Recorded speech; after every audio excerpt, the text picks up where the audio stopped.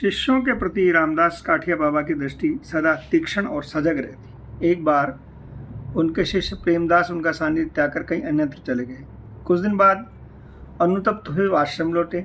उस समय बाबा आसन पर बैठे विश्राम कर रहे थे। प्रेमदास उनके निकट जाकर बैठ गए और वो धीरे धीरे पद सेवा करने लगे। पर यह क्या देख रहे हैं, उनका हाथ बाबा जी के चरणों पर नहीं, शून्य शैया पर पड़ रहा है। बाबा तो शैया पर है ही नहीं। गुरुदेव के आकस्मिक अंतर्ध्यान से उनका हृदय रो पड़ा। पर थोड़ी ही देर में उन्होंने देखा कि उनका शरीर शैया पर लौट आया और वे पूर्वतर निश्चल भाव से विश्राम करते उनसे कह रहे हैं, क्यों रे, मेरे इस प्रकार से चले जाने से यदि तुझे सुख हो तो मैं चला जाऊं। इस बूढ़े को छोड़कर यदि तू इधर उधर भागता फिरेगा तो इसकी सेवा कौन करेगा, बता।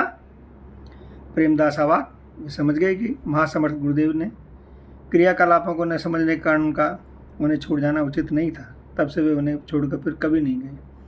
सत्यदास काठिया बाबा के प्रधान शिष्य थे। उनके पूर्वाश्रम का नाम था तारा किशोर चौधरी। वे एक वकील थे। उस समय उन्होंने बाबा को केवल 2-1 बार दर्शन किए, दीक्षा नहीं ली थी। बाबा ने उनसे कहा कि रात्रि के चतुर्पहर में ध्यान करने को, किंतु पूर्व अभ्यास के कारण उनका उस समय जागना कठिन था। एक दिन शेष रात्रि में जब वे सो रहे थे तो उन्होंने सुनाई कि कोई कह रहा है, ओरे उठ उठ। उसी समय उनके ऊपर आ गिरी एक ईंट का टुकड़ा। तारा किशोर बाबू चौंक कर उठ बैठे। देखा मसहरी में कहीं से कोई झांका या फेंका छेद नहीं है, फिर ये ईंट कहाँ से आई। वे समझ गए कि बाबा की अयोध्या की कृपा के सिवा और कुछ नहीं है। उस दिन से वे शेष रात्रि मुड़कर ध्यान भजन करने लगे।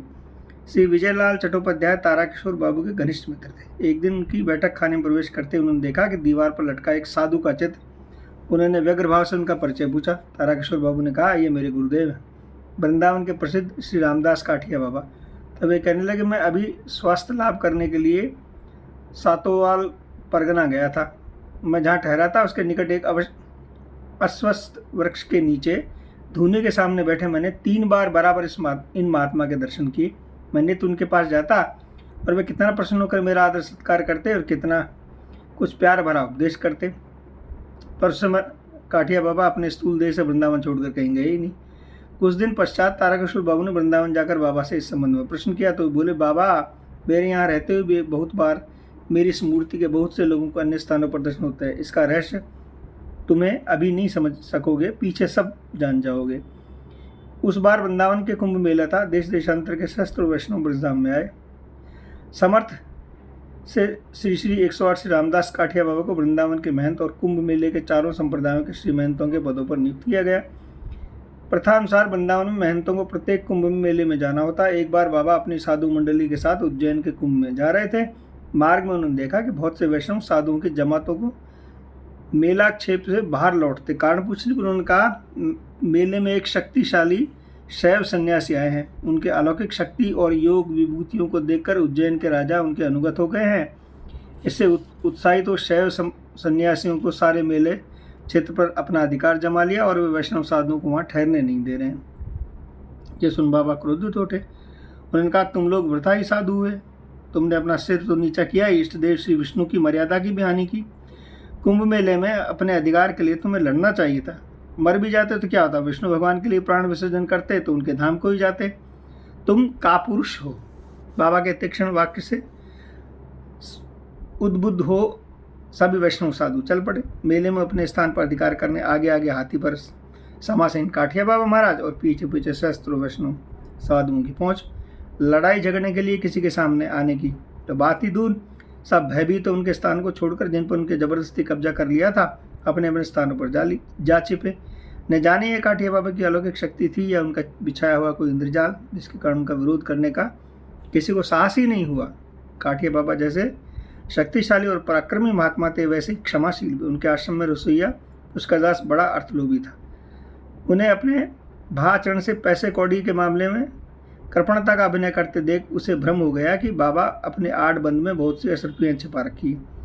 उसके मन धन का लोभ 2 बार उनकी हत्या का सन्नत किया, पर वह सफल न हुआ। यह सब जानकर भी बाबा ने उनसे कुछ नहीं कहा। अंत में जब उसने 2 तोले आरसीन विष रोटी में मिलाकर उन्हें खिला दिया तो बाबा ने बहुत कष्ट हुए। भूमि पर लोटपोट होने लगे।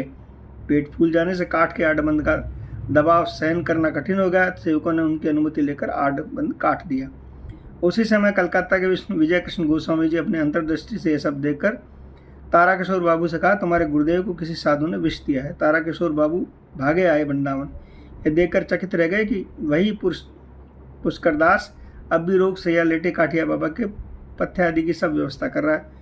उनसे न रहा गया, उन्होंने गरज कर कहा, बाबा इस दुरात्मा को इसी समय आश्रम से दूर कर देना है।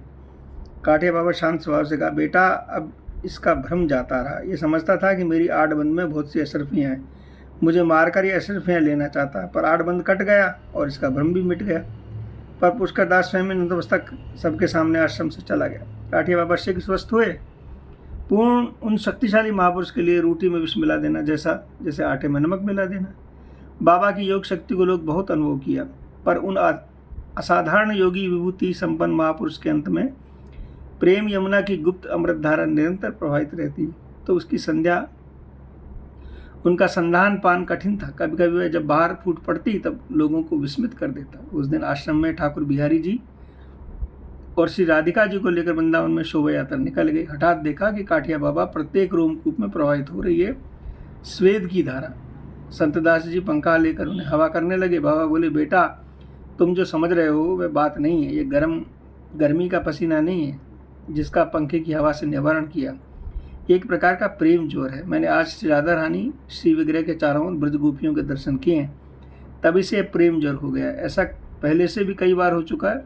एक बार तो लगातार 1 मास तक होता रहा, पर जब शरीर में जल एक बिंदु भी नहीं निकला तो सारा शरीर प्रेम जोर से इतना उत्तप्त था कि शरीर के रूम में जटा अहर्निश कांटों की तरह खड़े रहते थे।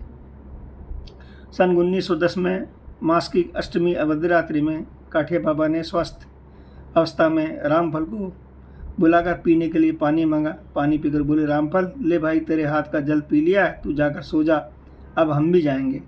रामफल उनके इंगित को न समझ सका, जाकर सो गया। थोड़ी देर बाद सेवकों की निद्रा हुई। दोनों ये देखकर विस्मित में पड़ गए कि आश्रम के आंगन पर एक अपूर्व दिव्य ज्योति से परिपूर्ण। उसी समय वे भागकर गए बाबा के कक्ष में।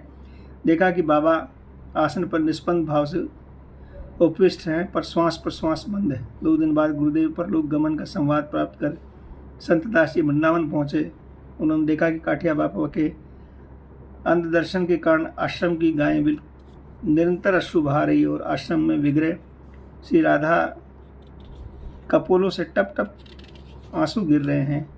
उनका नयन जल प्रथम बार 13 दिन बाबा का भंडारा किया गया। उसी दिन तक बराबर राधिका जी के नेत्रों से अश्रुधारा प्रवाहित होती रही और दोनों श्री मूर्तियों का मुख मलिन दिख रहा था। भंडारे के पश्चात राधा जी के अश्रु बंद हुए और दोनों मूर्तियों के मुख का मलिन भाव भी जाता रहा। कई दिन लगातार अश्रु बहते रहते। राधा जी के नेत्र कुछ विरूप हो गए थे, उन्हें बदलना पड़ा। जय जय श्री राधे निताई गौर हरि बोल।